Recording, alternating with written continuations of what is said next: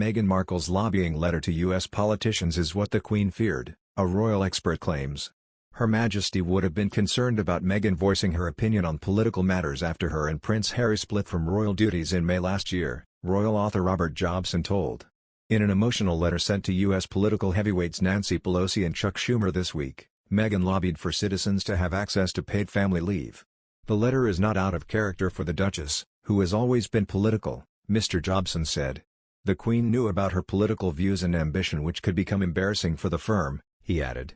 Talking about the letter, Mr. Jobson said, "This is what the Queen feared because now she's free to say whatever she likes. She'll now start talking about her political views and ambitions.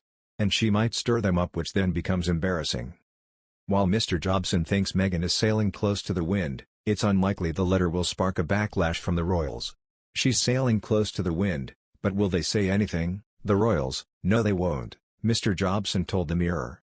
The fact is they knew this was what she was going to be doing. She was always a political girl. Since the age of 7 she was writing letters to Hillary Clinton. The expert said as a U.S. citizen, the Duchess is entitled to do what she's doing. But husband Prince Harry is effectively barred from speaking on political matters because he's a prince of the realm. If it was Prince Harry doing it, I would say that's a slightly different thing because he's a prince of the realm, he said. And he is a British citizen and he's kind of bound up by everything. When it was announced in February she and Prince Harry were to leave royal life, a statement said the couple would continue to uphold the values of Her Majesty. Using paper headed the office of the Duke and Duchess of Sussex, Meghan wrote, "I'm not an elected official, and I'm not a politician. I'm writing to you at this deeply important time, as a mom, to advocate for paid leave." The 40-year-old went on to discuss her upbringing, painting a picture of an impoverished upbringing in California. Closing her letter, she recognized how politically charged things can, and have, become, but said the issue isn't about right or left, it's about right or wrong.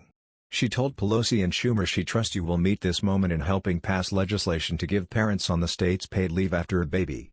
While the move created some backlash from the states, Mr. Jobson stressed that Meghan's U.S. citizenship gives her every right to lobby the officials she votes to elect. However, the monarchy does not involve itself in government issues, believing it to be a clear breach of impartiality. Although still members of the firm, in February it was revealed the couple would not be returning to royal duties. A statement by Buckingham Palace at the time read, "While they can no longer formally represent the Queen, the Sussexes have made clear that everything they do will continue to uphold the values of Her Majesty. The Sussexes will not use their HRH titles as they are no longer working members of the royal family. Whilst Harry and Meghan no longer use their royal titles, they were not officially stripped of them by the Queen." However, Prince Harry did lose 3 honorary military titles in a review of their exit agreement in February 2021. Previously it has been rumored, Meghan would like to enter politics, with some claiming she even has ambitions to become U.S. president. Prince Harry and Meghan Markle's latest deal with a New York-based asset management firm has been criticized by a royal expert, who claims that if you pick away at the layers, the company is only serving to make money for its investors. The Duke and Duchess of Sussex announced through the New York Times that they had become impact partners at Ethic, a sustainable investment firm, on October 12. Speaking of the couple's partnership with the investment banking firm, Talk Radio's royal correspondent Rupert Bell claimed, "Let's be honest, anyone who works in the city, they're always looking out to make money for their investors. Now, they might have offices that are run slightly differently, dogs running around New York or wherever or whatever they're doing, but ultimately it's all about making money for their investors.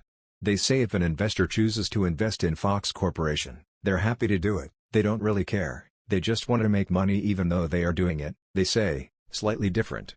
Yes, it's great for Meghan and Harry, they might think this looks good, but actually, when you pick away at the layers, they're no different from any other corporate organization in New York who is out to make money for their investors."